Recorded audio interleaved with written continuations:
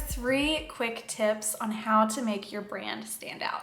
So tip number 1 is to really highlight what your purpose is and what you want your brand to be known for. So sometimes this might be a specific product you want to sell or a service, a type of service that you want to be known for, but it could also just be your brand values, the stuff that you believe in or how you want to make people feel whenever they interact with your business. These are all things that can really define what your unique purpose is.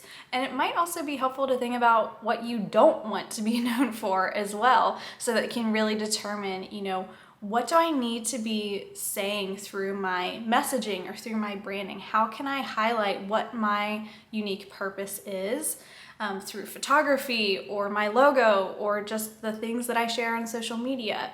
So that's tip number 1. How can you bring your deeper purpose to the forefront so that your audience can immediately recognize it?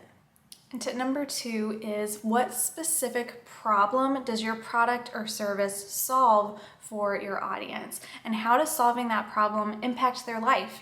What is the deeper benefit of buying from you or working with you? And every business usually has a very obvious problem that they solve. It's generally pretty easy to understand. Usually it's just what's expected from their type of business, but you can try to go deeper. How does your product or your service impact your audience's life beyond the initial benefits of your product or whatever you do?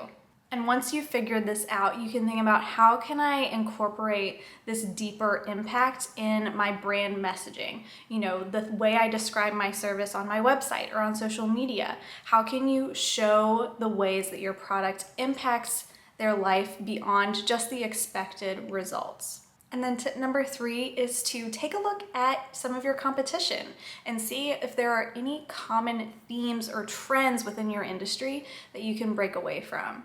And when looking at competitors, it can be really easy to compare yourself and maybe feel kind of pressured to do things exactly the way that they're doing it, but that's not how you stand out, right? And sometimes in very saturated industries, people tend to do similar things because it's just kind of become what's expected, what the norm is for that type of industry. And so that is your opportunity to really figure out, how can I differentiate myself and move away from some of those common trends? So you want to think about, are all of the other brands in my industry using similar colors? Are they using similar fonts for their logos? Are they doing the same types of things on social media? These are all things that you can observe and take note of, and then think, how can I do something different for my own brand while still making sure that whatever I'm doing aligns with my brand values and the type of feeling that I want to give people and how I want to connect with people.